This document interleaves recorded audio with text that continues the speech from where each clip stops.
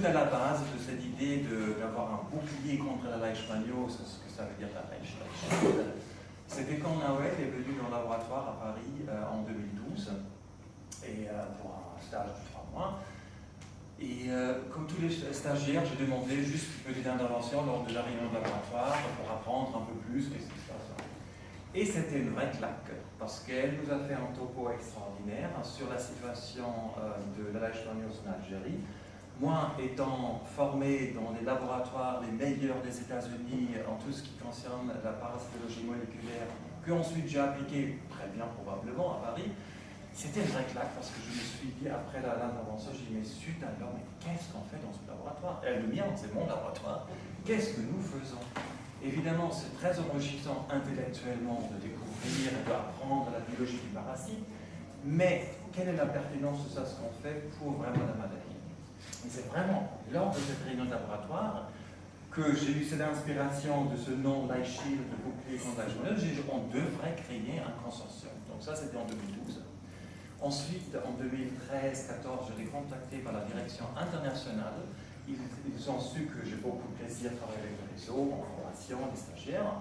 Et c'était en fait la direction à l'époque, Christian Péchaud, qui nous ont fourni l'argent pour monter un projet financé par l'Institut Pasteur, un projet pilote qu'on a appelé LifeShield Pilote. Et déjà là, tout l'esprit de LifeShield, on a essayé de le mettre en œuvre, et c'est un esprit bottom-up.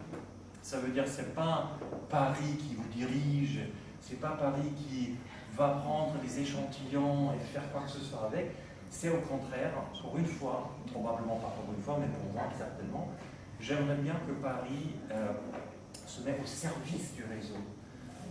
Bien sûr, c'est à la fois quelque chose qu'on doit apprendre aux Parisiens, mais on doit aussi apprendre ça aux gens du réseau. Parce que la première chose qui est arrivée dans ce projet pilote, c'est tous les collègues du réseau m'ont appelé, mais Gérald, quand est-ce que je peux t'envoyer les souches?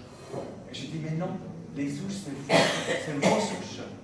On va juste produire l'ADN, la séquence, vous auriez la séquence, on va organiser des cours pour que vous puissiez travailler avec vos propres séquences. Ce n'est pas à nous de prendre toujours la richesse, je dirais, les résultats de ce matériel biologique. Et en effet, on a séquencé à peu près 200 génomes de la leishmanie pendant cette phase pilote. Ça marchait extrêmement bien. On a eu 3 cours déjà en computational biology, donc la visualisation des données, et basé sur cet petit projet pilote, c'était, je dirais, un succès déjà avec ces cours. Basé sur ce projet-là, finalement, c'était très compétitif pour récupérer 1,7 million d'euros. C'est pas rien.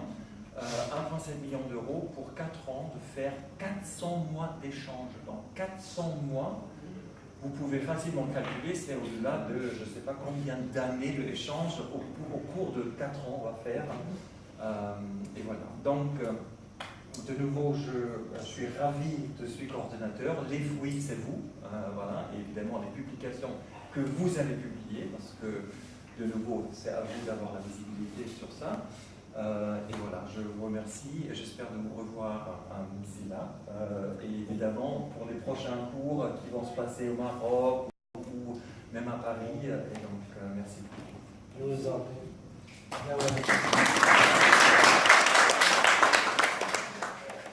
Merci à Gérald pour ce magnifique petit historique et aussi cette petite introduction sur le projet LifeShield. Moi, à mon tour, je souhaiterais parler de l'organisation de ce premier workshop international sur les réservoirs de leishmaniose, comment l'idée a germé.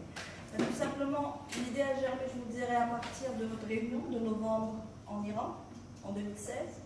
Lorsque nous nous sommes réunis, à partir de notre réunion avec le groupe MATI, Maroc, Algérie, Tunisie et Iran, il y a eu l'apparition de ce projet LifeShield MATI, qui s'intéresse, qui est une approche multidisciplinaire de l'étude de la leishmaniose. Et donc, à partir de cela, nous avons réussi, avec le coordinateur principal qui est Gérald et Sina Rafati, à obtenir ces secondments, ces mois d'échange de la part de la communauté européenne, parce qu'on fait prendre cette Horizon qui nous a permis d'obtenir ce financement pour les secondments qu'on va avoir, les programmes d'échange qui sont prévus avec l'Union européenne, avec l'Institut Pasteur de Paris et tous d'autres pays, entre autres l'Université Charles de la République tchèque. Et donc, à partir de ces secondments, moi, en tant que coordinatrice au niveau de l'Algérie, je me suis dit, mais pourquoi on ne profiterait pas de l'arrivée de ces experts de différents horizons pour pouvoir organiser des ateliers dont pourraient bénéficier tous les Algériens, que non seulement les gens de l'Institut Pasteur, de notre équipe, pour commencer les membres de notre équipe, mais aussi le personnel de l'Institut Pasteur, ainsi que nos collaborateurs dans les universités, et aussi sans oublier les personnels au niveau des directions de santé, des DSP, les ingénieurs, les biologistes, les médecins, les pharmaciens, tous ceux qui travaillent sur la leishmaniose. Parce qu'en zone pandémie, vous n'avez pas beaucoup de possibilités d'avoir des workshops de ce type. Donc je me suis dit, pourquoi ne pas profiter de ça? Et donc comme on avait un secondment qui était prévu dans le cadre de l'étude du réservoir de la leishmaniose, j'ai demandé à nos amis tchèques, si ça ne les dérangeait pas, de faire un atelier avec nous et on s'est entendu à partir de cela pour qu'on fasse cet atelier durant le mois de septembre. Bien sûr, on a pu inviter aussi les experts algériens qui travaillent ardemment aussi sur le réservoir de la leishmaniose, nos collègues des différentes universités ainsi que ceux de l'Institut Pasteur qui sont aussi venus nous faire bénéficier de leurs connaissances. Et nous avons aussi invité les étudiants, des doctorants, donc des doctorants qui sont ébahis, j'imagine que vous êtes tous satisfaits, levez la main les doctorants. Voilà, les doctorants qui sont là et qui étaient très contents, non seulement par rapport aux conférences, puisqu'on a choisi de faire des conférences en matinée et des ateliers en après-midi, des conférences qui leur ont permis d'apprendre beaucoup de choses, puisqu'il y a eu non seulement des conférences, mais des échanges aussi, de la discussion. Donc je pense que ça ne peut être que bénéfique pour ces étudiants, ainsi que des ateliers qui leur ont permis aussi de connaître des choses dont ils ne sont pas habitués. Donc il y a plein de techniques qu'ils ont découvertes et j'espère qu'ils le seront bénéfiques. Et nous serons toujours là pour les aider.